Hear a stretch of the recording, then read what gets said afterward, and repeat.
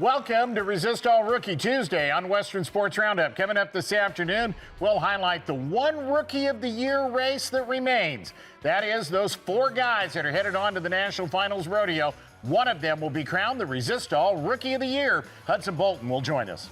And we will continue reliving what took place in Abilene, Texas last week, the World Finals of the Gold Buckle Futurities. Katie Lucas will also have a recap not only of what took place in Abilene, but the entire season of the Gold Buckle Futurities. I don't know if you've looked at the calendar, but we're only a little more than 2 weeks away from the Wrangler National Finals Rodeo. Today, we take you on the road to the NFR, the barrel racing edition. We'll talk about some of the first-timers that are headed to Las Vegas in the National Finals Rodeo to challenge world champion Cassie Mowry. And one of those first-timers will join us. We'll talk to Tricia Aldridge. Tricia Aldridge, she's had a great week. She's headed to her first NFR. 15th in the world. Gets around that third and final barrel. That flashy stallion hits for Oh, home. he's awesome. Just awesome. 14:45, put her in second place.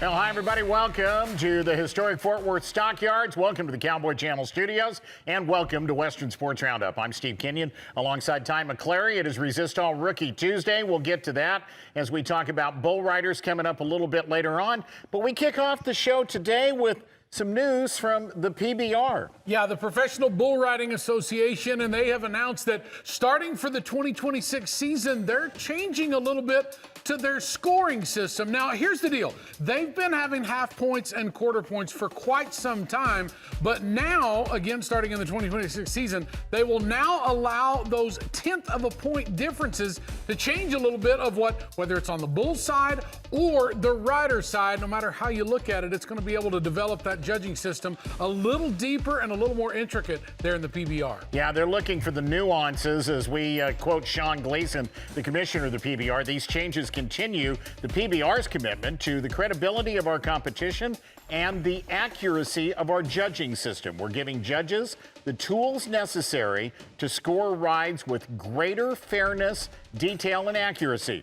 The result, a more accurate and trusted scoring system for the next generation of bull riding. They say that 96% of all bull scores above 19 points fall between 20 and 22. 81% of those scores within just a single point between 20 and a half and 21, and they're hoping that this will give them the opportunity to further differentiate those scores. And we'll have an opportunity tomorrow, I believe, to talk to one of the judges of the PBR about this and how it will work. Yeah, and they'll be able to explain it way better than Steve and I can. Yeah. So we invite you to join us tomorrow here on Western Sports Roundup. Well, with that being said, we are on the road to the Wrangler National Finals Rodeo in Las Vegas. Holy cow, it's just a couple weeks away. Steve Kenyon, we are getting geared up. And what do you say we talk a little barrel racing? And the reason we want to start with this event, because when you look at it, it is the closest event from 1st to 15th. As you look at all the ladies that are headed to Las Vegas, the National Finals Rodeo, to compete in barrel racing, it is a close race from 1 to 15. Yeah, Cassie Mowry in the #1 spot. That's where she finished the year in 2024, of course, after going into the National Finals Rodeo last year in the #4 spot and winning almost $300,000 in 10 days in Las Vegas. She starts this year after going to only 28 rodeos during the course of the regular season. That's an amazing number. And she did not ride Jarvis at all 28 of those rodeos. She rode 2 or 3 different horses during the year, $203,445. Oh, just a few wins like Houston and San Angelo and second at San Antonio and second at Calgary. When you look at it, though, that race for the Gold Buckle, there's what it looks like with her #1, Caitlin Scott, going to her first NFR at #15 with $130,000. Steve, that's only a gap of a little over $72,000 between them. So think about it in these terms. A go-round win at the National Finals Rodeo this year will pay a little more than $36,000. I forget the exact number. The aggregate win would pay more than $98,000. So there you see the difference. That is a 2 go-round spread, basically 2 go-round wins between #1 and #15. Yeah, in 2020 24. A year ago, the spread was a little bit different between 1 and 15. It was 92,000, almost 93,000 1 year ago. So those ladies have bunched themselves together. Now, who slipped in kind of in those bottom 5 spots? We thought we would highlight that for you. Tricia Aldridge headed to her first Wrangler National Finals Rodeo on that great Palomino stud that we've all watched her ride this season. Adios Pantalones, number 11 in the world, 141,000 on the season. Rodeos like Abilene, Texas, Albuquerque, New Mexico, Logandale, Nevada, and Oakdale, California were all big wins on the list for her. It took a second-place finish worth $24,000 in Sioux Falls at the Governor's Cup to get Tricia into her first Wrangler NFR. Haley Gibson Stillwell has been consistent all year on a couple of different horses. $140,032 for the year. She heads to her first National Finals Rodeo. Haley is one of 6, and Tricia are 2, I should say, of 6 first-timers that have qualified to compete this year at the Wrangler NFR. Haley Gibson Stillwell started the year winning the aggregate at the California Circuit Finals. She gets to finish it, see how well she can do in Las Vegas. Yeah, she's been in the top 40 the last couple of years, but obviously broke into that top 15 for this year. Here's one that we know and love that's been to the National Finals Rodeo. This is her 6th Wrangler NFR for Wenda Johnson. Rodeos like Odessa, Texas, where she started off in January, winning that rodeo. Won Guyman, Oklahoma, Ogden, Utah, and of course the list just goes on and on for her. Number 13 in the world standings is where she's headed in there at a little over 138,000 on the season. For entertainment purposes, I'm going to say number 13 and number 14. Really interesting opportunities on Pro Fantasy Rodeo. Just saying. Wenda's going to her 6th NFR, and Andrea Busby set a record last year at the Wrangler National Finals Rodeo. Made 10 clean runs, did not hit a barrel, won the aggregate, going away $133,098. This year, headed on to her 2nd National Finals Rodeo in the number 14 spot. But remember what she did over 10 nights in Las Vegas last December. That's exactly right, Steve. The NFR average champion. Of course, she kicked off the year winning Fort Worth back earlier this season at the Fort Worth Stock Show and Rodeo. And headed there, number 15 in the world, is Caitlin Scott, headed to her first National Finals Rodeo in the barrel racing. A year ago, she ended up number 33 on the season. Oh, what a difference a year makes. She won big rodeos like Caldwell, Idaho, and of course San Bernardino, California, there towards the end of the season. And there's a look at it, Caitlin being number 15. Caitlin placed at 15 rodeos in September. From September 14th to the end of the season, $26,000. That got her in to the National Finals Rodeo. And you see the Cassie Mowry at $203,000, $72,000 ahead of Caitlin, and $60,263 ahead of Tricia Aldridge. Well, since we're talking about the top 15 in the barrel racing, we might as well just speak to one of them. That is Tricia Aldridge joining us right now on Western Sports Roundup, headed to her first Wrangler National Finals Rodeo. Tricia, how good does that sound? Headed to your first NFR. That's awesome. It's super crazy. I bet so. Yeah, that is fun. I want to kind of hear your story because prior to this year, you were strictly kind of a barrel horse futurity gal. You didn't go to the rodeos. You didn't go to the pro rodeo circuit by any means. But what was it that kind of stepped off on this 2025? I think I know the answer. It's that Palomino stud that we've been watching all year long. But what was it that said, you know what, I want to step away from the futurities a little bit and get on the pro rodeo trail? Well, I didn't plan on making the NFR my first year, but I did set a goal to give myself 2 years to be able to do it. He's obviously phenomenal. He accomplished so much his futurity year, and I couldn't imagine sending him with anybody. So I figured if I was going to go down that road, it was going to be me and him together. So I set a goal to be in the top 30 this year to get into the winter rodeos and try to make the finals next year. But Adios seemed to have other plans.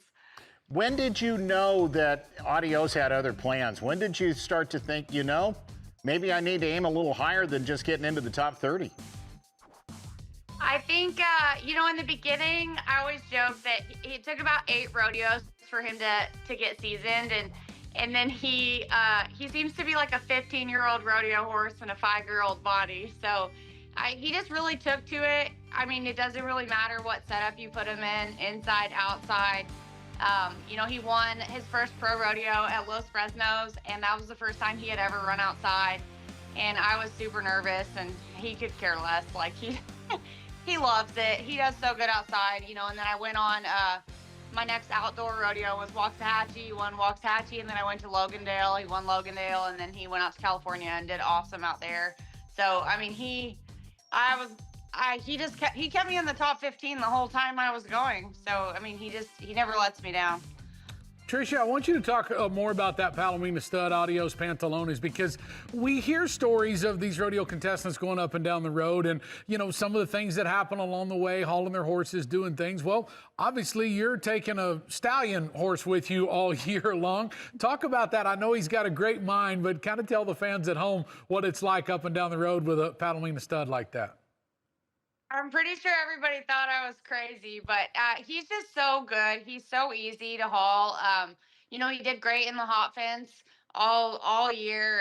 He sleeps like everybody's seen a million videos. If you put down a bag of shavings, he's gonna be out. And so he's so easy with everything to do with the hauling. He takes his job very serious. So lots of people have seen him on Facebook because he's kind of a goofball. So he definitely has a lot of play drive, but he's just very, very easy to haul, and probably one of the easiest winners that I've ever hauled.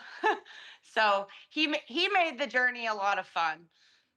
Tell me about the transition from the Futurity world, the Derby world, to perfectly groomed ground where they rake after every 6 to or every 5 into the rodeo world, where you're, you know, kind of at the end of the performance and they've already had a bunch of other events, and it's a different animal for most people. How did you handle it?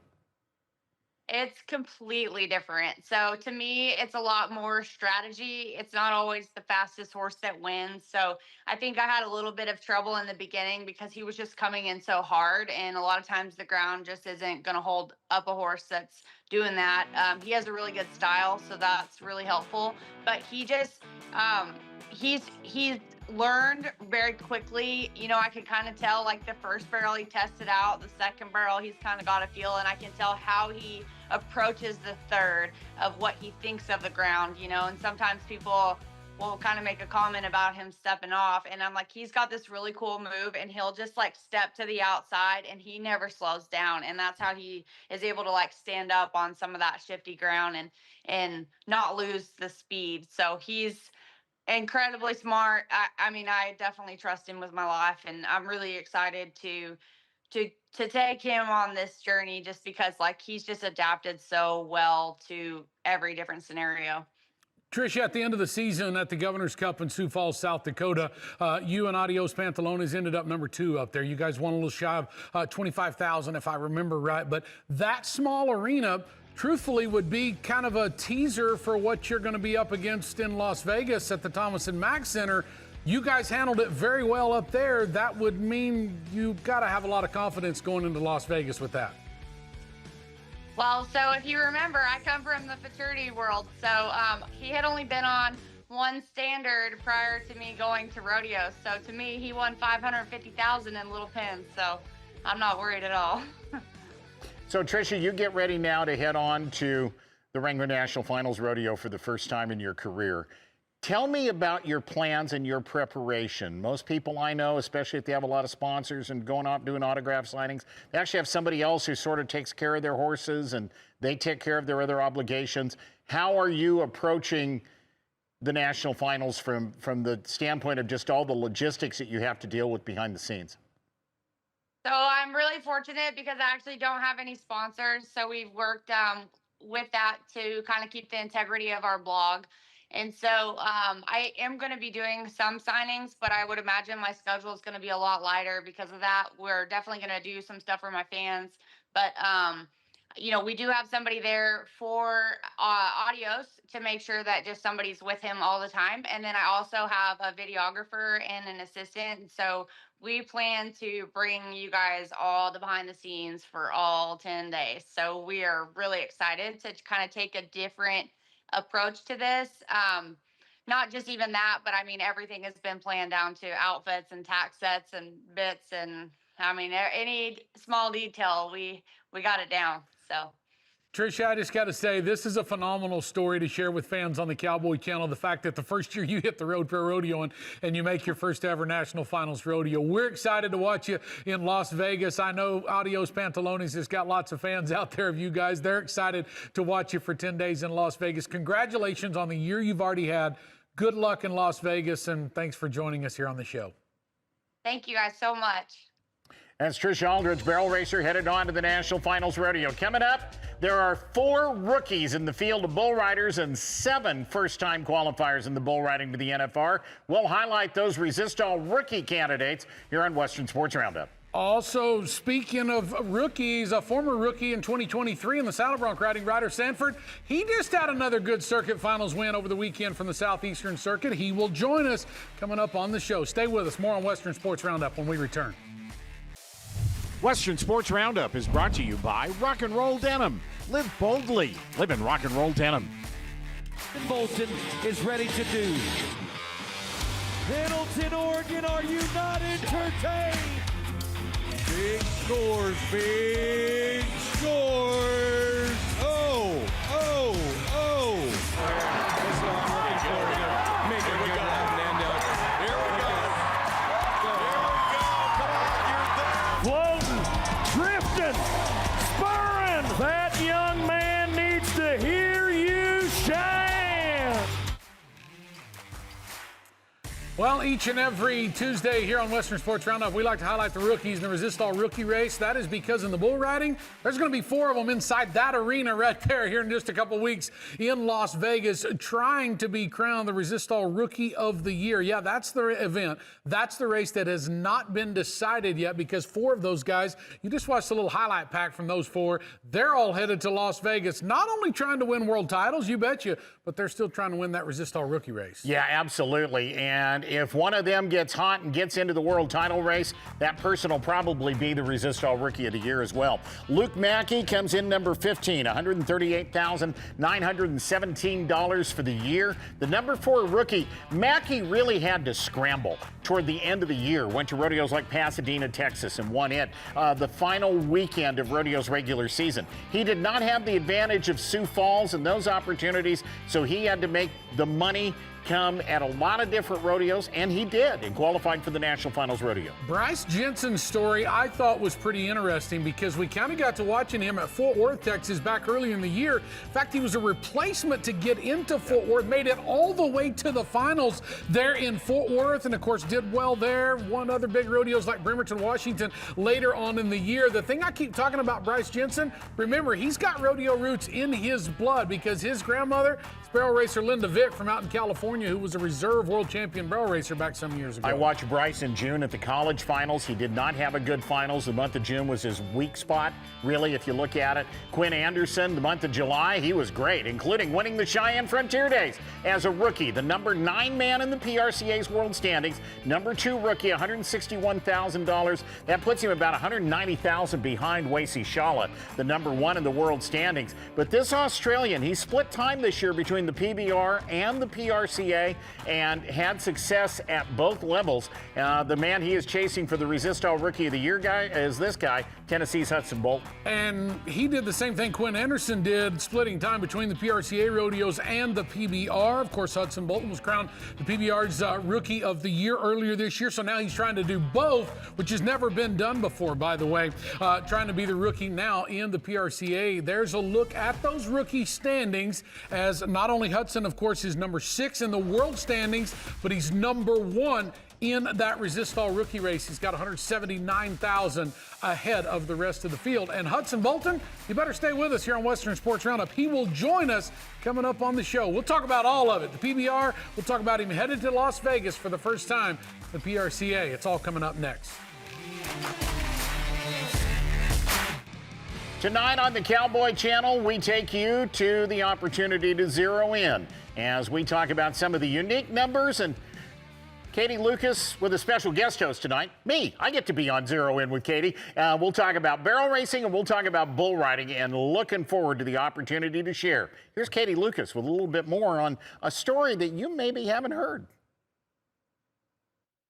Steve, I'm excited that you're going to be joining me for this evening's episode. So here's just a little look at what we'll be zeroing in on. We're talking barrel racing and bull riding. And when we look at the bulls that are headed to the National Finals Rodeo, we can split them into 5 different pens. I visited with bull riding director Cody Rostocki, and he broke it down for me like this. We've got a pen that every bull rider dreads, the E-pen, the eliminators. And when we look at the numbers over the last several years of competition, there's only been a 21% success rate amongst our top 15 bull riders there at the National Finals Rodeo. There's another pen that comes right before the E-pen, maybe allows them to warm up a little bit. Those, Cody says, are your good spinners. No tricks. They are the most fun out of all of the bulls headed to the National Finals. You can be 85 to 87 points on them. You'll see those in rounds 1 and 6. Those bulls have a 52% success rate. But what do the other pens hold for our bull riders? Well, you'll find out this evening on Zero In. Stay with us for Zero In tonight, right after Western Sports Roundup. So let's talk about bull riding. And you're taking a look at highlights from the Wrangler National Finals Rodeo. Ty, there is a look at the field. The 4 guys in gold are the Resist All rookies. 7 of those bull riders are attending the NFR for the first time this year. Yes, they definitely are. So we'll have to see how that all comes out. Wasey Shala leading the way ahead of Stetson Wright, but there's a couple hot ones on his heels. Stetson and Kai Hamilton, they're in the top 3. Tristan Hutchins, TJ Gray round out your top 5. And as you mentioned, Steve, there's those 4 rookies highlighted in yellow for you.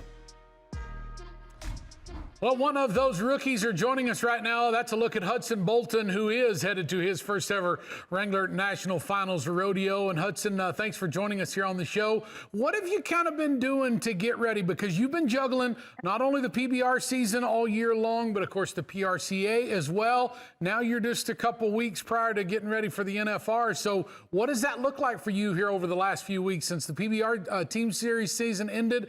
Pro Rodeo season ended there at the end of September. Now you're headed to Las Vegas for the first time.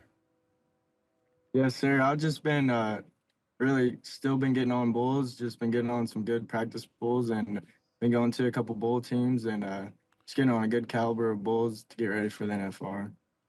Hudson, you get asked about this a lot, so I'm not going to ask you a question you haven't heard before. You've got a chance to make history this year. You were the PBR's Rookie of the Year. Now you've got a chance to be the Resist All Rookie of the Year in the PRCA. Nobody's ever done that before. How big a deal would that be to you to pull that off? Oh, it'd mean the world to me because in the rodeo world, it's been going on for a long time, you know. So to break or make some new history in an event that's been going on for this long, it'd mean the world to me to make history in it. Hudson, with that being said, though, it's not going to be easy by any means. I mean, 10 days in Las Vegas, the National Finals Rodeo, and as we just talked about moments ago, you're not the only one that's trying for this Rookie of the Year title. I mean, there's 3 other guys that's going to be chasing you for that. Obviously, trying to win a world title in the middle of all this, but it's definitely not going to be easy. They're not just going to hand that to you, are they? That's right. It's going to be tough. You know, I just got to keep my head down and go ride all 10 of them. And then, yeah, it's definitely going to be, it's going to be tough because there's some good guys behind me. And then Quinn Anderson, he rides good. Luke Mackey and Bryce Jensen, they're all some good guys. So, I mean, it's not going to be easy, but I think if I do my job, it'll all work out. Hudson, what's your relationship with some of those guys? I know I've had the pleasure of announcing a few Velocity Tour events where I've seen Quinn Anderson at some of those, so I know he's got some PBR roots. How well did you know those guys maybe before this year as opposed to now as you get ready to compete with them for 10 nights in Las Vegas? I didn't know them as good as I do now because now I get to see them guys a lot more than I'm going. I mean, I was from Tennessee, so I didn't get to see them guys all the time, but now that I get to ride with them a lot, so I get to see him a bunch, mostly Quinn Anderson because he does both kind of like I do. So he definitely rides good, and I get to see him more than the rest of the guys, though. So you're the #1 rookie going into the National Finals Rodeo. You're number 6 overall in the world standings. But now, throw all that out the door and just thinking about riding 10 bulls in Las Vegas at the NFR, I've got to ask you this. Have you been talking to any other bull riders, whether it's guys that are still riding or maybe some veterans of the sport that's already been there and done that at the National Finals Rodeo to kind of get some ideas and thoughts about what it's going to be like for 10 nights in Las Vegas? Oh yeah, I talked a little bit to Boudreaux because I know he done both like I did, and then he said it's one of the best rodeos you'll ever get to go to. It's the best one he's ever went to. He just gave me a little piece of advice: just stay sharp, riding bulls both directions, and then just go out there and have fun, treat it like any other rodeo, and it'll work out and it'll be good. You know, I'm interested in looking at kind of where your money came from in the PRCA this year, Hudson. The PBR season gets done. You're crowned the PBR's Rookie of the Year in the middle of May. And then you really start to focus on rodeo. So you can do some math, and you averaged, if you want to go at it this way, like $40,000 a month in June, July, August, and September to get to where you are. You have to be happy with the way you rode in the PRCA this year.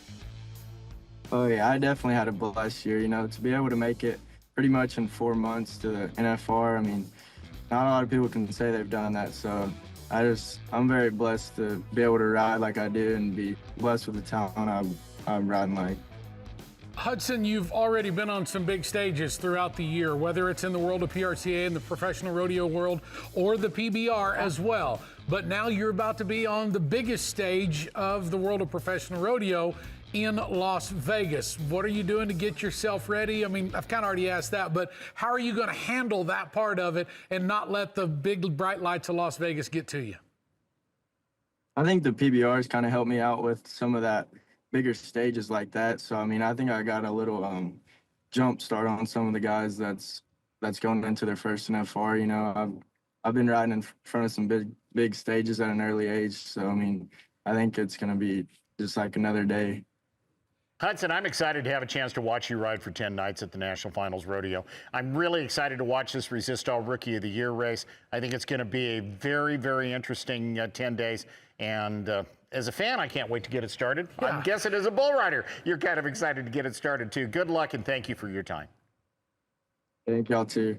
That is the #1 rookie right now going into the National Finals, Hudson Bolton, joining us here on the show. Stay with us. We're going to talk a little bronc riding when we return. That guy, he will join us to talk about it. Ryder Sanford joining us on the show when we come back.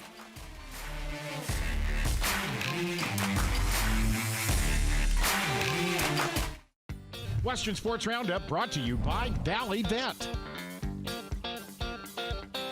Southeastern Circuit Finals Rodeo over the weekend. Davie, Florida, and among the champions for the second year in a row, Ryder Sanford, the average winner and the year-end titleist in the saddle bronc riding. Ryder joins us, the 2023 Resist All Rookie of the Year. Ryder Sanford, congratulations.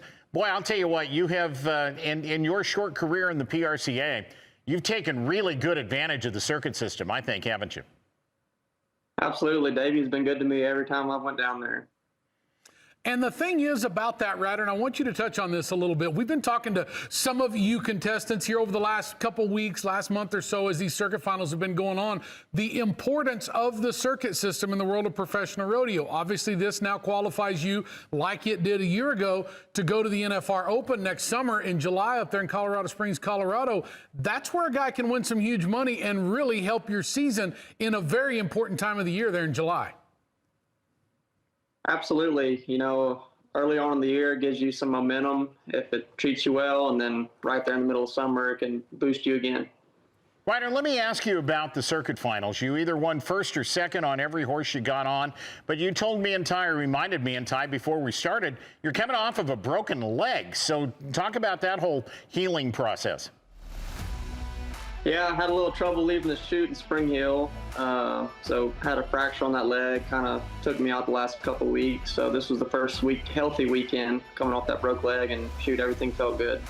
Were you confident going into that first night, that first round? I mean, you knew how your leg was feeling walking around on it, but it's a little different to step up there in the middle of one of those saddle broncs and nod your head for 8 seconds. Were you kind of confident going into that first round, or were you like, I don't know how this is going to feel? Oh, I was very confident. You know, got back in shape at home, so I tested it and knew I could trust it. You were 84.5 on a horse called Blackberry Brawn. That won you go-round number 2. You were third in a go-round with an 82, second in a go-round with a 79. Talk about the horsepower at the Southeastern Circuit. This is a big circuit geographically. Lots of stock contractors have an opportunity to bring animals in front of a sold-out crowd. Just kind of talk about the horsepower and the environment inside that building in Davie. Yeah, those guys do the best they can to bring us the horses we need. Shoot, I think all the bronc riders were happy. It was 3 even pins. Everybody had a pretty good chance to win money. Those 3 horses, I've actually been on all of them in the past. One of them I had won around last year on, and then Blackberry Brandy, the last time I got on her, it actually got me down. So I was excited to get a rematch with that one. Ryder, I want you to tell the fans at home a little bit about that mindset going into the circuit finals for this weekend, because consistency is the name of the game to get that average title. Sure, you want to win all 3 rounds. I get that. You want to pocket as much money as you can, but talk about the importance of that, of how key that is to stay consistent all three go rounds to be able to come out as the average champion. Yeah, that's the name of the game. Kind of look at it like that the whole year. You know, you worry about the things that you can control and don't worry about the things that you can't. And that really helps build that momentum and to win the average. Let me ask you, big picture, Ryder, as we get ready now for the Wrangler National Finals Rodeo to start in a couple of weeks. You finished the year 20th in the world standings. You won $106,000. Probably could have won a little bit more had it not been for the broken leg. Made great rides like this one in Dodge City that we're looking at right here. But $38,000 out of the top 15. It took $144,000, almost $145,000 just to get in. This pack of saddle bronc riders going across the country right now is about as wolfy as we've seen in a long time, I think, aren't they? Absolutely, man. The top 50 in the world any given day can win the rodeo, so you really got to be on your game the whole entire year. I really felt like I rode good this year, just didn't quite line up like it needed to. So this momentum from the circuit's going to be real helpful for this next year, and I'm feeling good for it.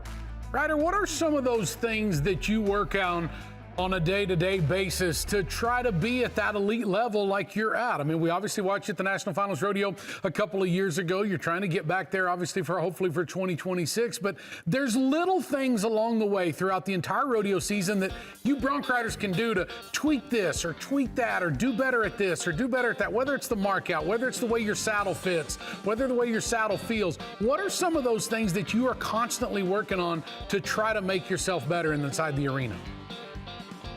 One is always keeping your body in shape and also going through your equipment and making sure, you're only as good as your equipment, so making sure all that's ready to go. And if there is something that you're lacking in, take care of that on the spur board and just go back to the basics when you need to and worry about the fundamentals. Well, Ryder, that's 2025 in the books and 2026 underway. And now you get ready for the NFR Open. You won't get on another horse until what? The Saturday after Christmas, when you maybe go to Billings, Montana and the Chase Hawks. So you got a little bit more time to take care of that leg. We appreciate your time. Congratulations on that win at the Southeastern Circuit Finals. Yes, sir. Thank you all. Coming up on Western Sports Roundup, we will take you back to Abilene, Texas, and relive a little bit what happened last week at the World Finals of the Gold Buckle Futurities. That's all coming up next.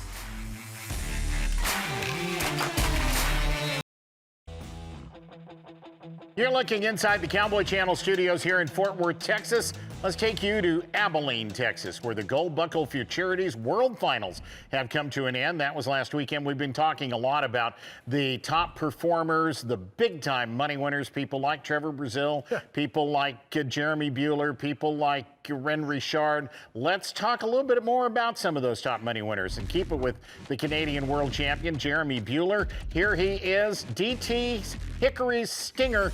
Dean Tufton's program had a real good weekend in Abilene. Absolutely, they did. This is the 4-year-olds and under on the healing side. That's the horse that you're watching over there. Of course, a total score of 907.11.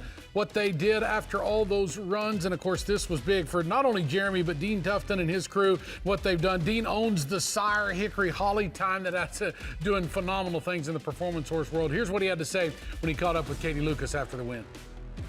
What an amazing way to kick off the team roping at the 2025 Gold Buckle Futurity's World Finals. And with a horse with the bloodline that very quickly, I think, Jeremy, has reshaped your horse training, reshaped your program. Of course, that is Hickory Holly time. That is a bloodline that stood out to you in the last couple of years, but just how important has it become? Oh, it's been a huge part of it, you know, not only the bloodline, but just being partnered up with Dean Tufton and his program and what they're doing. It's been awesome. Yeah, of course, DT Horses is one of our elite breeders as well. DT's Hickory Stinger, the 4-year-old stallion. You said he's maybe going to be a big deal here in the future for the program. You know, it's his second show, and it seems like he's just been getting better and better under competition. And yeah, I'm really looking forward to the future of this horse. I know a big part of your training and what you've learned over the last several years as you've tried to up your game is having a horse that wants to be a part of it, wants to compete just as much as you do. How does this horse fit that attitude? Well, that's him to a T, you know.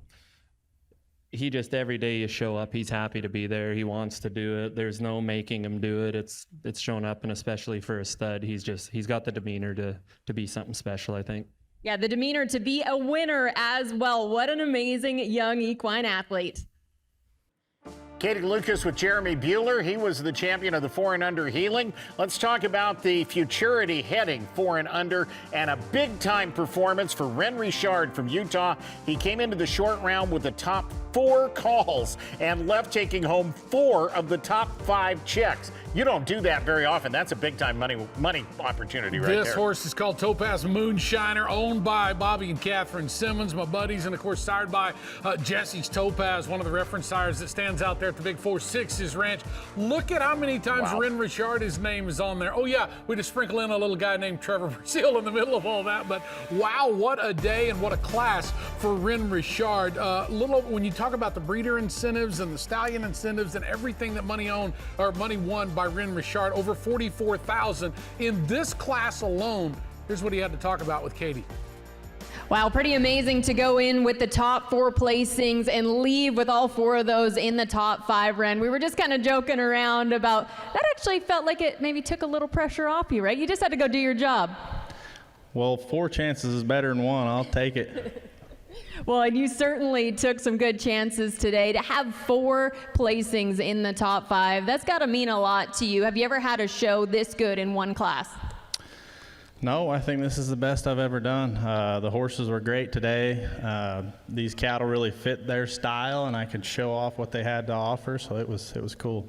I had a visit with Caleb Driggers about the cattle. He worked very hard to bring them into this 4-year-old class in just the right speed, set up the barrier in just the right way. It was 1 foot shorter than in the 6-year-old class, and then a little bit slower steers. How were they the perfect opportunity for you to show off these young horses? Well, just the whole Gold Buckle team. They're doing a great job, and it doesn't take a trained eye to see how hard they're working. It doesn't matter what it is. The whole program is great. The cattle have been good at every show I've ever been to.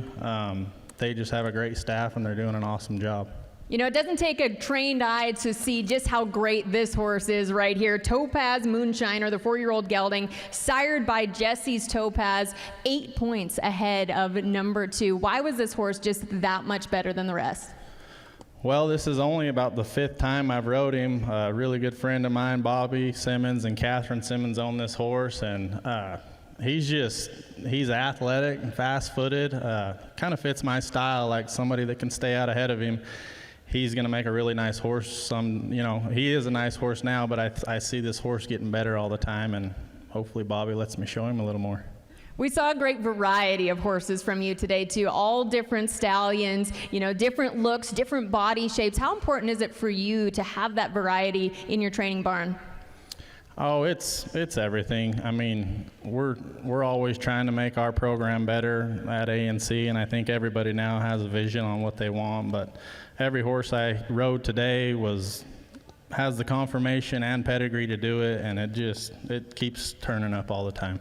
Yeah, safe to say that vision is coming together. Congratulations, Ren. Thank you. So Ren Richard over $44,000 out of one class, finishing with 4 of the top 5 spots. The Gold Buckle Futurities, the event that just got done over in Abilene, the last event of 2025. It was their year-end finals. They crowned year-end champions. And Katie Lucas, who you just saw in Abilene, joining us in studio. Here is a wrap-up of the year-end titleists for the Gold Buckle Futurities.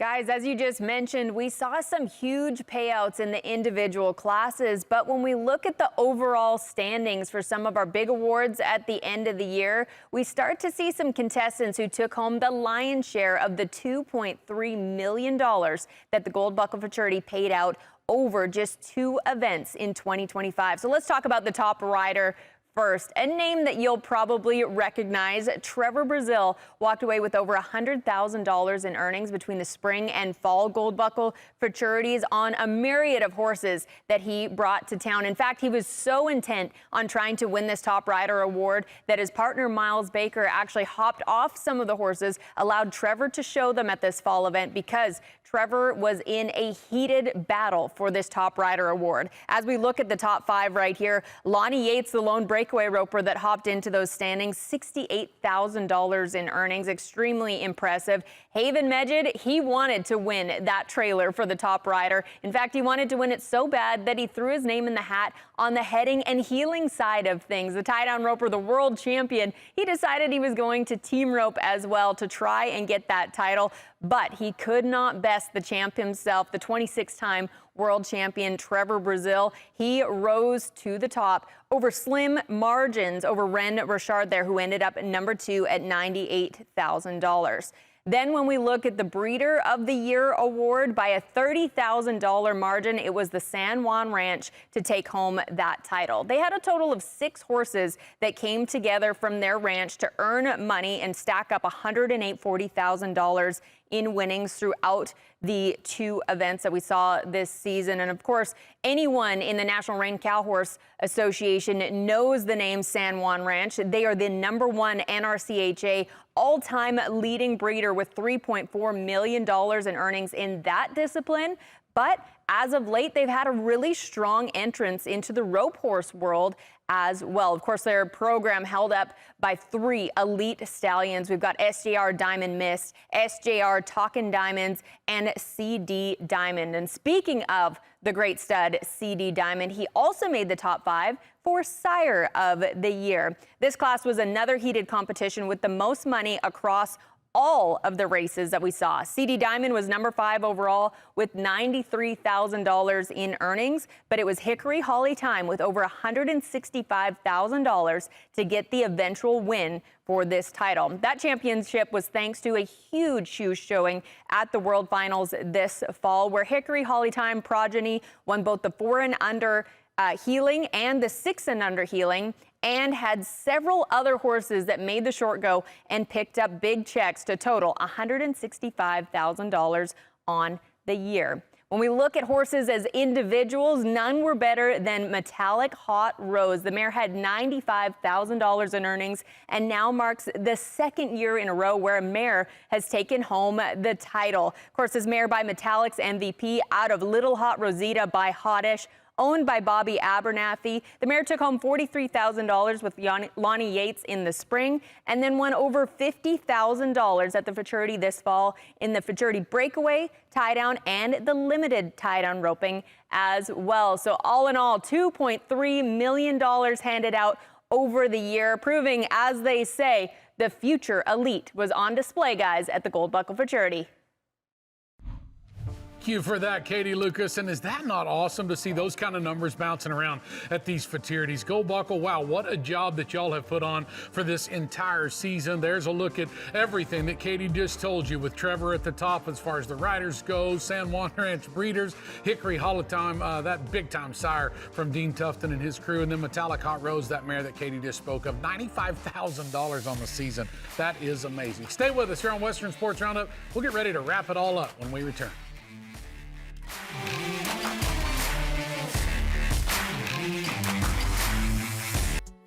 The #1 man in professional rodeo in the bareback riding headed to Las Vegas. The National Finals Rodeo is that guy, Rocker Steiner. And, of course, his show that you've probably been watching here on the Cowboy Channel, Hell on Wheels. Well, episode number 7 gets underway tomorrow night at 7:30 Eastern Time. Here's just a little snippet, a little teaser what you're going to see on Hell on Wheels tomorrow.